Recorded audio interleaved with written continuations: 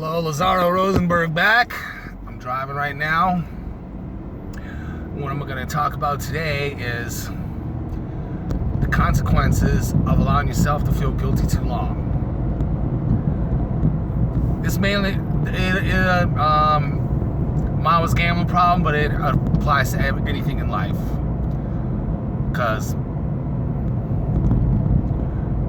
consequences of this is this. If you look at my video on how to forgive yourself, you'll remember the two R's, recognize and reconcile. When you're constantly feeling guilty about yourself for what you did, you're not taking the time to recognize what you did wrong.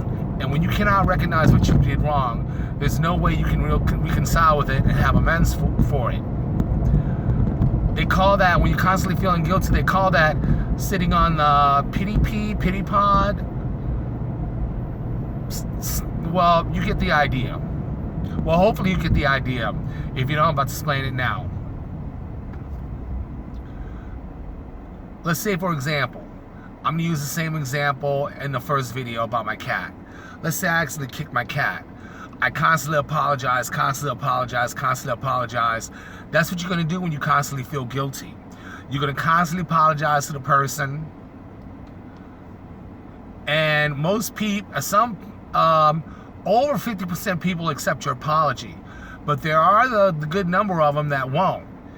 And the ones that won't, accept your apology, well, tough.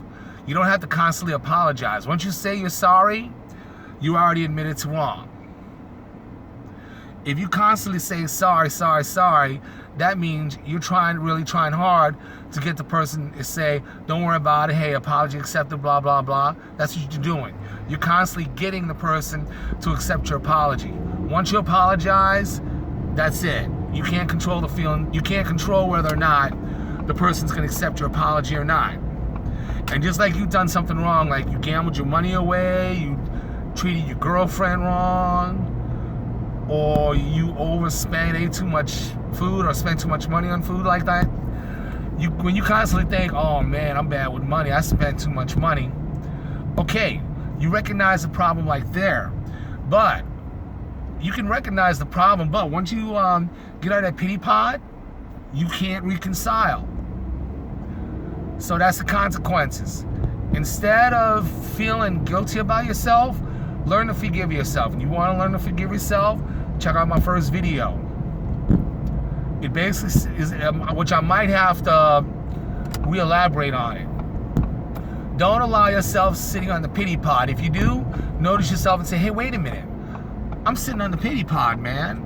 I can feel bad about myself all I want. It's not going to correct the problem. Recognize what you did wrong. Recognize what you did to the other person, if applicable, or even to yourself. And recognizes the consequences what you went through. I'm reviewing it here. Once you do all that, you reconcile. You say, okay, wait a minute. I know what I did wrong. I'm off the pity pod now. Now I'm going to do better. If I got to make amends, I'll make amends. If I got to pay for it out of my pocket, I'll pay for it out of my pocket. Or pay for it any kind of way.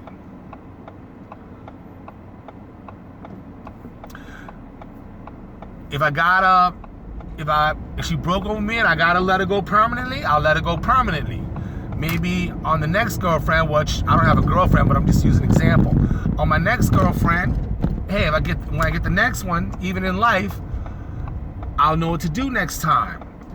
There, you learn from your mistake. All right, this is Lazaro Rosenberg. Peace. I hope these videos help y'all.